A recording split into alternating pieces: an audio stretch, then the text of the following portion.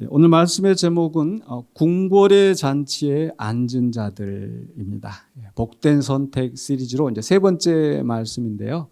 오늘은 그 헤롯 왕의 궁궐에서 벌어지는 그 생일 잔치에 있었던 이야기들을 말씀하고 있습니다. 그리고 이 말씀은 이제 다음 주에 우리가 또 나눌 말씀은 이제 오병이어 광야의 잔치가 펼쳐지게 되는데 그 오병이어하고 대조가 되어지는 아마 그런 말씀인 것 같아요. 그 부분에 대해서는 이제 다음 주에 더 자세하게 나누기로 하고요. 오늘은 그 헤롯의 궁궐의 잔치에 대해서 초점을 맞춰 보도록 하겠습니다.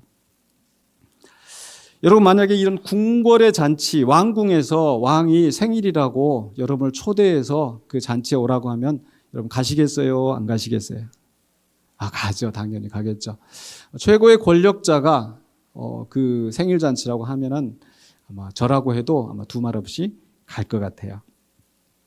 작년 1월 달이었던가요? 이렇게 미국의 트럼프 대통령 취임식 할 때 저희 큰 아들이 거기 이제 간다는 거예요. 그래서 어떻게 가냐 그랬더니 이제 내용인즉슨 저희 그 부통령 있잖아요. 그 제이디 벤스라고 가끔 우리나라 뉴스도 나오고 그러는데 그 제이디 벤스하고 저희 큰 아들하고 같이 대학원 졸업해가지고 같이 친구고 기숙사에서 같이 놀고 해가지고 이 부통령이 저희 아들한테 초청장을 보내가지고 거기 취임식에 참석하라고 그러니까 저희 아들 갈게요, 안 갈게요? 갔죠. 비행기 값 들고 이렇게 해도 그렇게 가니까 또 저도 그냥 괜히 제가 뭔가 되는 것처럼 내 아들 친구가 미국 부통령이야 막 이렇게 막 뻐기고 싶고 아마 누구라도 아마 그 자리에 갈 것 같아요. 가고 싶어 하고 또 거기에 참석했다고 한다면은 굉장히 뭔가 좀 뿌듯하고 뭐 긍지가 있고 이럴 것 같은데 바로 오늘 그 벌어지는 그 궁궐의 잔치가 바로 그런 자리였습니다. 최고의 권력자가 보통 사람들 아니고 대단한 사람들 초청하여서 아마 최고의 음식 또 최고의 향연이 그곳에서 벌어졌을 것입니다. 누구라도 나도 저기에 가보면 얼마나 좋을까라고 하는 이 선망의 대상이 되는 그런 자리였을 겁니다. 그런데 실상 그 잔치 자리가 어떻게 끝이 납니까? 세례 요한, 주님보다 먼저 와서 주님의 길을 예비하였던 의로운 세례 요한을 목을 베어서 쟁반에다가 내미는 그런 비극적인 사건으로 마무리가 되었던 거죠. 다시 한번 묻겠습니다. 여러분, 그런 자리인 줄 알았으면, 그렇게 될 것을 알았다면 가셨을까요? 안 가셨을까요? 안 가겠죠. 아예 손살이 찌고 막 생각만 해도 막 끔찍한 그런 자리였을 겁니다. 근데 왜 굳이 이런 말씀을 여기에 기록하고 있을까? 그 의미를 우리가 함께 살펴보기를 원합니다. 먼저 이 이야기는 이 14절부터 이제 그 거슬러 올라가서 봐야 될 필요가 있는데요. 바로 예수의 소문이 나고 또 예수의 그 소문을 듣고 헤롯이 아마 공포에 떠는 그런 장면을 보게 됩니다. 14절부터 한번 보시면요. 이에 예수의 이름이 드러난지라. 이에 예수의 이름이 드러났다라고 하는 것은 그 바로 앞에 이제 예수님께서 제자들을 둘씩 짝을 지어서 온 동네를 보내고 제자들이 나가서 복음을 증거하고 또 복음을 증거할 때 놀라운 이적들이 나타나니까 거기에서 예수의 이름이 드러났다라고 이야기를 하고 있습니다. 근데 헤롯 왕이 그 얘기를 들었어요. 그런데 헤롯 왕이 어떻게 반응을 하는가? 세례 요한이 죽은 자 가운데서 살아났도다. 이게 어떤 그 놀라움이나 호기심이 아니고 사실 이 반응은 이 헤롯이 그 공포에서 나는 그런 반응인 것 같아요. 사실 그 당시에 사람들은 그 예수에 대한 소문을 듣고 많이 추측을 합니다. 도대체 그가 어떤 사람이길래 이런 놀라운 일들이 일어나는가. 그래서 사람들은 엘리야를 떠올립니다. 왜냐하면 그 엘리야 선지자는 그가 말을 하니까 비가 3년 동안 오지 않기도 하고 또 그가 기도했더니 하늘에서 불이 내려오기도 하고 놀라운 이적을 행했던 엘리야인데 그래서 하나님께서 말씀하시기를 내가 마지막 때에 내가 엘리야를 보낼 것이다 라고 했었는데 바로 그 엘리야가 아닌가라고 사람들이 생각하는 거죠. 또 어떤 사람들은 그는 선지자 중에 한 사람이다. 우리가 구약 성경에 보면은 선지자들이 엘리야 말고도 그런 이적을 행하던 많은 선지자들이 있었는데 그 예수도 그런 선지자 중에 한 사람일 것이다 라고 생각을 하는 거죠. 그렇지만 헤롯은 아니다. 그는 틀림없이 세례 요한이다. 그러면서 덧붙이는 말이 마가복음 6장 15절 16절에 헤롯이 듣고 이르되 내가 목벤 요한 그가 살아났다. 그러니까 이 사건은 사실 헤롯이 왕으로서 명령을 내려서 요한이 세례 요한이 참수를 당했는데 그 사람이 살아나가지고 그런 놀라운 이적을 행한다고 하면 이 왕의 입장에서는 얼마나 무섭겠습니까? 지금 그런 반응인 거죠. 자, 그런데 여기서 조금 더 우리가 그냥 표면적인 것만 아니라 왜 여기서 사람들이 예수님을 가리켜서 그런 세례 요한일 것이다, 또 엘리야일 것이다, 또 선지자 중 하나일 것이다 이렇게 이야기를 하는가? 그리고 왜 마가는 이것을 여기에 기록하였을까를 생각을 해보면 세례 요한이나 엘리야나 선지자들이 공통점들이 있습니다. 그 공통점은 뭐냐면 하나님이 보낸 사람으로서 놀라운 일을 행한다는 것도 있지만 그런데 그 사람들이 사람들에게 배척을 당했다는 거예요. 바로 세례 요한이 하나님의 보내심을 받아서 바른 말씀을 선포하고 많은 사람들이 그 말을 듣고 영향을 받기도 하였지만 결국 그는 그 목익배임을 당하고 비참하게 죽임을 당한 거죠. 엘리야는 어떠했습니까?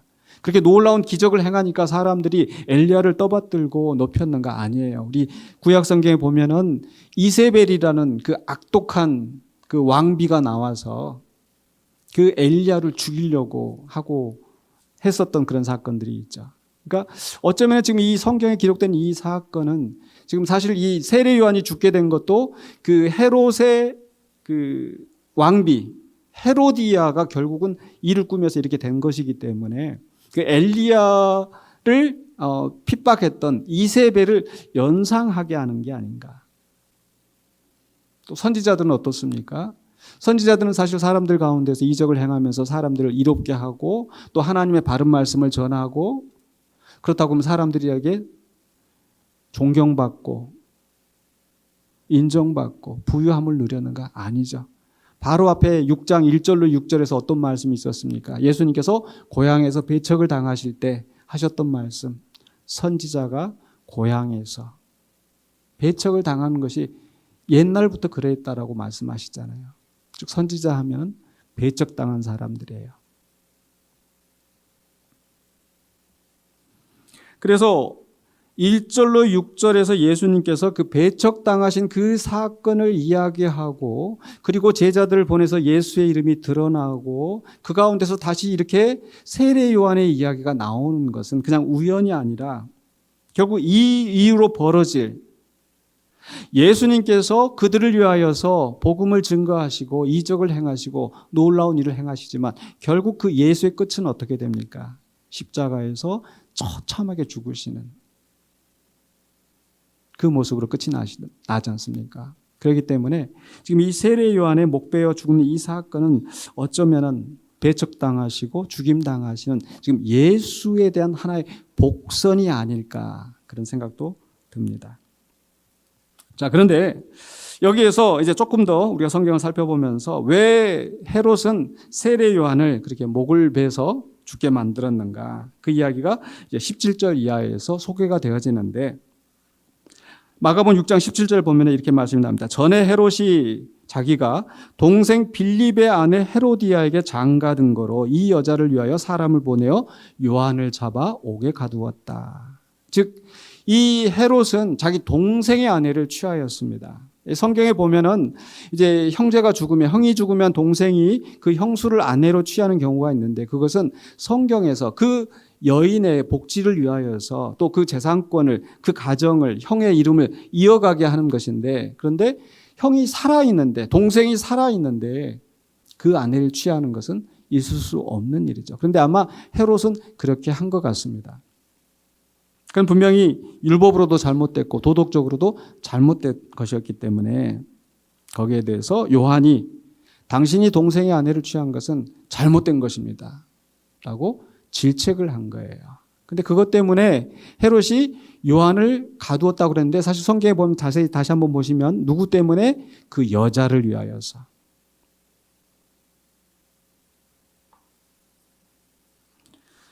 세례 요한은 많은 사람들에게 하나님 나라가 가까웠으니 회개하고 그 하나님 나라에 들어가라고 외치던 선지자였기 때문에 이 헤롯이 잘못된 길로 가는 것을 그냥 방관하지 않고 아마 지적을 했던 것 같아요. 그런데 그 여자의 입장에서는 지금 왕비가 되어서 이 권력을 누리고 있는데 그 결혼이 잘못됐다. 그래서 만약에 그게 취소가 되면 어떻겠습니까? 그 여자가 자기의 위치가 불완전해지는 거예요. 그래서 왕에게 압력을 넣어서 헤롯에게 압력을 넣어서 요한을 옥에 가둘 뿐만 아니라 죽이려고까지 했던 거예요. 그래서 6장 19절에 보니까 헤로디아가 요한을 원수로 여겨 죽이고자 하였으되.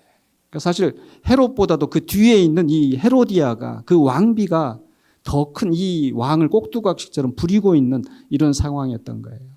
그런데 거기에 대고 옳은 소리를 하던 요한을 그냥 가만두지 않고 내가 저놈 내가 다 죽여야겠다고.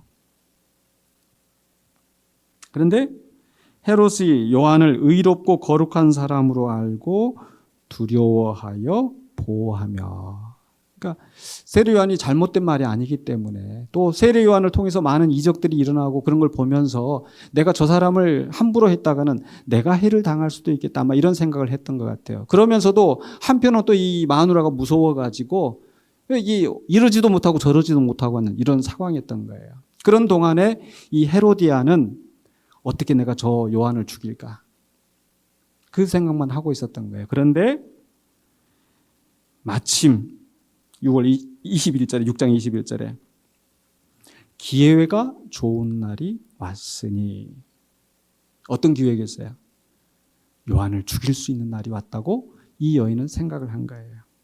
근데 어떤 날이었는가? 그날이 바로 헤롯이 자기 생일에 대신들과 천부장들과 갈릴리의 귀인들로 더불어 잔치를 하였다. 왕의 생일 잔치입니다. 거기 어떤 사람들을 초청했어요? 대신들, 높은 위치에 있는 사람들, 천부장들, 지방에 행세하는 그 우두머리들, 귀인들, 부자들. 요즘 말로 하자면 대통령 생일에 그죠? 내각 국무총리, 장관들, 국회의원들 떠들썩하게 또 어디 재벌 그 기업의 총수들 모여가지고 얼마나 대단하겠어요. 그 잔치가 한참 진행 중인데 22절에 보니까 헤로디아의 딸이 친히 들어와 춤을 추어 헤롯과 그와 함께 앉은 자들을 기쁘게 한지라. 아마 이 헤로디아의 딸 굉장히 또 예쁘고 또 사랑스럽고 그랬던 것 같아요. 그런데 그 딸이 와가지고 자기 생일잔치에 아마 자기 친자식은 아닌데 헤로디아하고 이렇게 취하였을 때 아마 온 그런 딸일 텐데 자기를 위하여서 생일잔치에 춤을 추고 그걸 보고 많은 사람이 거기에 보는 사람들이 막 찬탄을 하면서 박수를 치고 환영을 하고 그러니까 이 흥이 지금 한참 무르익은 거예요. 그런데 거기에서 문제는 헤롯이 엉뚱한 실수를 저지릅니다. 뭐냐면 너무 기분이 좋아가지고 술에 취해가지고 그 딸에게 너무 기분 좋으니까 너 원하는 거 뭐야? 내가 다 줄게. 사실 좀 상상할 수 있는 그런 부분이긴 한데 여기에서 한 걸음 더 나아가서 이 헤롯은 뭐라고까지 얘기하냐면 23절에 보니까 또 맹세하기를 무엇이든지 내가 내게 구하면 내 나라의 절반까지도 주겠노라고. 얼마나 기분 좋았으면 어떻게 보면 이제 술에 취해갖고 만용을 부린 것 같은데요. 근데 사실 내 나라의 절반까지도 준다라고 하는 말이 얼마나 말도 안 되는 소리인지. 왜냐하면 이 헤롯이 있잖아요. 지금 이 갈릴리에 또 유대의 왕으로서 그 가문이 그 왕권을 이어간다 하더라도 자기들이 스스로 정당한 왕으로서 얻는 것이 아니라 그 당시에 이스라엘은 로마의 지배 아래 있었고 그래서 로마의 황제가 인정을 해서 세워준 거예요. 그 말인즉슨 내가 이 나라를 절반 떼어준다고 해도 로마가 허락하지 않으면 안 되는 거예요. 그런데 그 자기의 그 분수도 모르고 지금 그렇게 지금 하고 있는 거고, 더 나아가서 로마의 황제가 설사 그런 권력을 가지고 있더라도 그게 끝이 아니잖아요. 결국 모든 권력은 누가 주시는 거예요?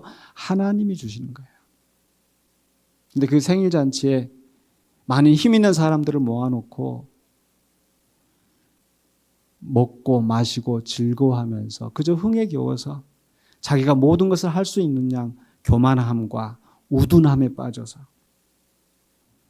그렇게 소원을 드려주겠노라고 한 거예요. 그 기회를 이 헤로디아가 놓치지 않은 겁니다. 어린 딸이 와가지고 아빠가 이거 해준다고 하는데 내가 뭐 구할까? 이렇게 하니까 그 헤로디아가 하는 말, 요한의 목을 쟁반에 담아다가 달라고 해라.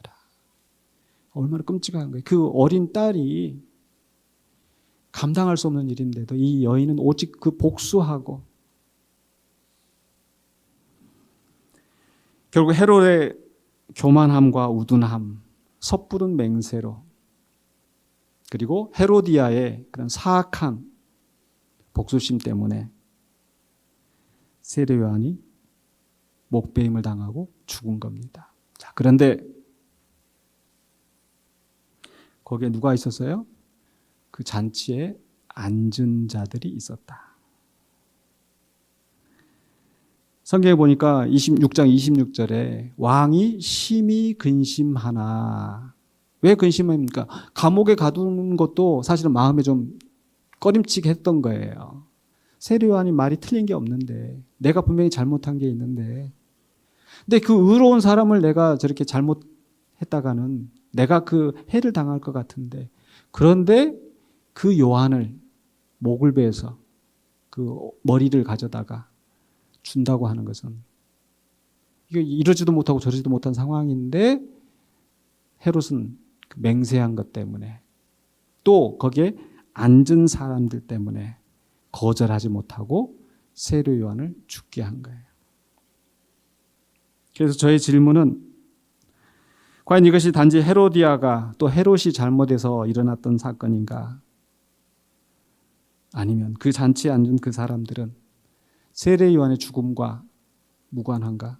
책임이 없는가? 사실 그 대화가 진행되어지고 결국 그 잔치에 요한의 머리를 잘라가지고 와서 그렇게 했었을 때 이 잔치에 앉은 사람들은 어떻게 했을까? 그 자리에서. 아마 그들도 율법을 알았기 때문에, 또 그 상황을 알고 있었기 때문에 요한이 죄가 없다라는 것을 분명히 알고 있었을 거예요. 그리고 그 왕이 잘못된 결정을 하려고 할 때, 이건 농담으로 하는 건데 이제 왕 그러시면 안 됩니다. 사실 이렇게 얘기했어야 옳은 거잖아요. 그런데 어느 누구도 그렇게 하지 않았던 것 같습니다. 오히려 같이 웃고 떠들고 조롱하면서, 그 세례 요한 그 쓴소리 해대더니 잘 됐다고 거기 같이 동조해서 정말 왕이 하나하나 보자라고 거기에 또 오히려 왕을 압력하지 않았었을까? 또는 내가 여기서 반대 소리 했다가 왕의 미운 털 박히고, 더더군다나 이 헤로디아가 어떤 성품에 있는지를 아는데, 그렇죠? 이 헤로디아에게 잘못 보이면 내 목숨도 위태로울 수 있다라고 생각을 해서 침묵하고 있지 않았었을까? 자신들의 권력과 지위를 유지하기 위해서 그 잔치의 흥을 깨서 미운 털이 박히지 않도록 그래서 침묵하거나, 또는 오히려 그 악에 동조하면서 요한의 목을 베는 일에 함께 책임을 갖게 되지 않았었을까? 결국 그들은 세상에서 가장 화려한 자리에 앉아서 자신들의 기득권과 안락함을 유지하기 위하여서 진리를 외면하고 의인을 배척하는 일에 기꺼이 한패가 된 것입니다. 그런데 이런 헤롯의 잔치에서, 궁궐의 잔치에서 이 침묵했던 이 기득권층의 모습이 그저 성경 속의 먼 옛날 이야기가 아니라 교회의 역사에서도 계속 있었다라는 거예요. 과거 일제강점기 시절 일본이 우리나라를 침략해서 합방을 하고 그리고 우리의 재산들을 빼앗아가고 이름을 개명하게 만들고 일본식으로 일본말을 하게 하고 근데 거기에서 더 나아가서 신사참배를 일본의 신을 다 참배해야 된다고 했었을 때 교회는 어떻게 했을까요? 대한예수교 장로회 총회에서 신사참배 해도 된다고 가결을 하고 거기에 대해서 반발하는 그런 사람들에게 한다는 말이 교회를 지켜야 되지 않겠냐고.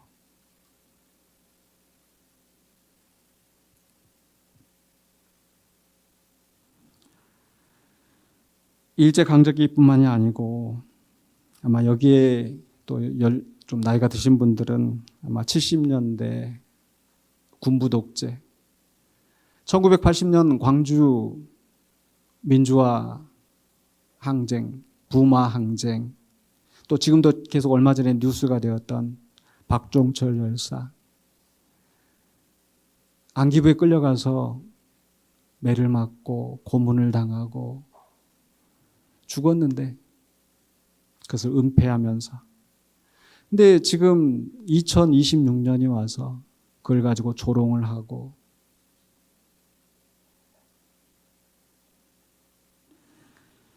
세월호 참사, 이태원 참사, 4.3 민주항쟁, 4.3 제주 사건 그런 일들이 일어났을 때 근데 불행하게도 교회가 신앙인들이 그 사람들을 손가락질하고 그런 일들이 적지 않았던 거예요. 근데 더 심각한 것은 바로 광주에 그 많은 피가 흘렸던 그리고 그 피를 짓밟고 정권을 잡았던 그 수계가 대통령으로 권력을 쥐고 있을 때 결국 교계의 큰 교단의 어른이라고 하는 사람들이 조찬 기도를 하고 그 사람은 하늘이 우리나라에 내리신 영웅이라고 떠받들면서 축복하고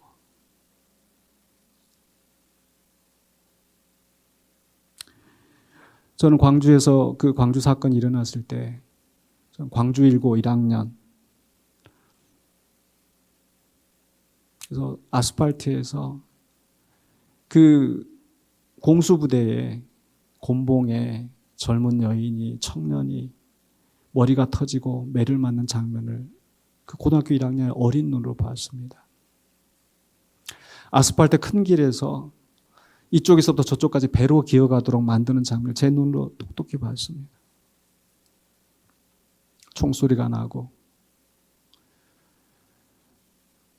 MBC 방송사가 불에 타는 장면들 또 그 속에서 막 여러 가지 이런 말들 저런 말들이 막 들려오고 공포 속에서 고등학교 1학년이 뭐 얼마나 알겠어요.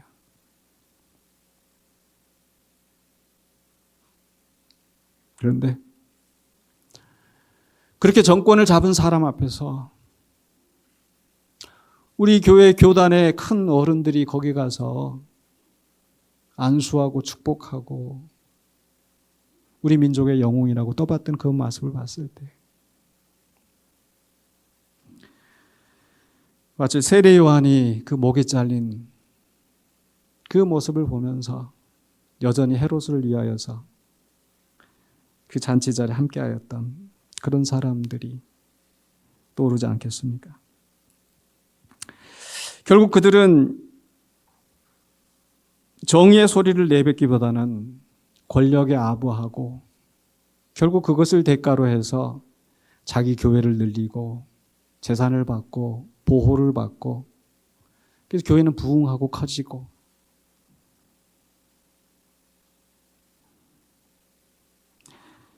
사실 왜 대한민국의 교회가 극우화가 되었는가? 그 극우의 뿌리를 찾아가 보면 연결이 되어지는 거예요.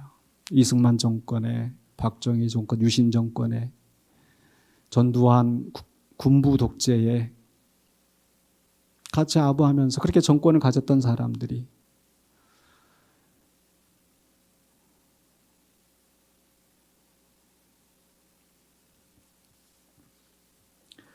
헤롯이 베푼 화려한 잔치 상위에서 권력의 단맛을 나누어 먹으면서 선지자의 피 묻은 쟁반을 외면했던 갈릴리의 귀인들, 대신들, 천부장들, 그 모습과 다르지 않다라는 거예요. 그런데 모든 교회가 다 그러지는 않았습니다. 모든 목사가 다 그러지는 않았습니다. 우리나라뿐만 아니라 독일에서도 히틀러가 정권을 잡고 유대인들을 학살을 하고 세계를 정복하려고 전쟁의 도가니로 넣었을 때 사실 독일의 교회가 히틀러를 찬양을 하고 히틀러를 지지하는 성명을 발표하고 교회가 그 일에 앞장섰던 거예요. 그런데 그 가운데서 이건 잘못되었노라고 외치면서 히틀러에 저항하고 싸웠던, 그리고 결국 아마 제 기억에 43살인가 젊은 나이에 형장의 이슬로 사라진 목사님이 있습니다. 바로 디트리 본 회퍼 목사님, 또 칼 바르트나, 그렇게 많은 교인들이, 많은 교회가, 독일 교회가 히틀러를 찬양하고 거기에 동조하면서 그 권력의 단맛을 누릴 때에 광야로 나가서 저항했던 목사님들이 있었고요. 우리나라에서도 그렇게 유수 교단들이, 큰 교단들이 그런 군부 독재를 찬양하고 그렇게 있을 때 오히려 반대편에 서서 매맞는 자들, 억눌린 자들, 그들과 함께 하면서 학생운동을 지원하고 노동운동과 함께 하면서 민주화 운동에 앞장서서 인권을 보호하고 했던 그런 목사님들이 있으셨어요. 문익환 목사님, 또 함석헌, 장준하 선생님, 또 김관성 목사, 아마 이름들이 아마 생소할 수 있어요. 근데 사실 그게 뭐냐면 우리는 사실 보수교단에 있습니다. 저도 신학교 다닐 때 이런 분들 잘 몰랐어요. 그리고 칼바르트나 이런 건 자유주의 신학이라고. 우리 제가 합동 보수 정통 신학교에서 신학과 신학대학원을 나오고 했잖아요. 이 개혁주의 신학을 오로지 우리는 고수해야 된다고. 저 사람들은 빨갱이고 자유주의 신학자들이고. 그래서 그들에 대해서 알아보려고 하지 않고 같이 손가락질하는 그 자리에 있었거든요.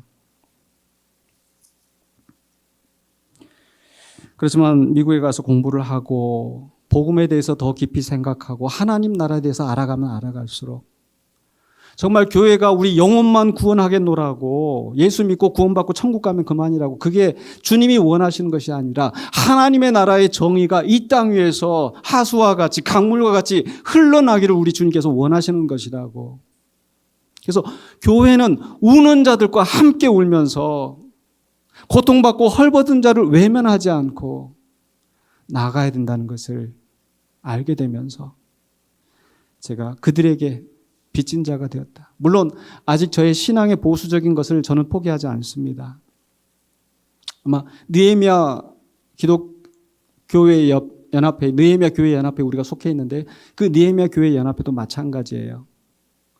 그 좀 더 급진적인 그런 신앙에서 어떤 신앙의 복음의 우리의 진리를 너무 포기하지 않고 갈 수 있는 방법이 있지 않을까라고 해서 느헤미야 교회 협의회가 따로 독립하여서 그러면서 복음을 가지고, 그리고 사회에 대해서 정말 우는 자들과 함께 울고 고통받는 자들과 함께 울어주고, 그래서 느헤미야 교회 협의회에서는 지난 세월호 참사가 일어나고 이태원에 또 촛불 집회가 일어날 때 계엄 때문에 모든 사람들이 그렇게 저항하고 할 때 느헤미야 교회 협의회에서도 극우 교회들은 거기에서 빨갱이라고 하면서 거기 광장에 나가서 소리치고, 정광훈이나 이런 사람들이 또 저기 부산에 있는 어떤 목사나 이런 사람들이 그런 사람들이 큰 소리 외치면서 버스를 동원하고 서울의 그 여의도 광장에 큰 집회를 개최하면서 나갈 때, 사실 느헤미야 교회에 속한 교회들은 작은 교회들이거든요. 주님이 원하시는 것이 무엇일까? 저 권력과 가까이 하면서 권력을 쥐고 그 자리를 탐내는 것이 아니라 고통받는 자들, 우는 자들, 억울한 자들. 그래서 4.3 제주 그 현장에 가서, 강정 마을에 가서 함께 기도하고 울고, 오키나와 현장에 가서